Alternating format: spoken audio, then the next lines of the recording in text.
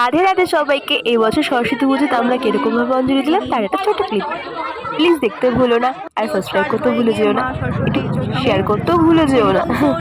তো দেখতে থাকো, কেমন লাগলো অবশ্যই কমেন্টে জানিও।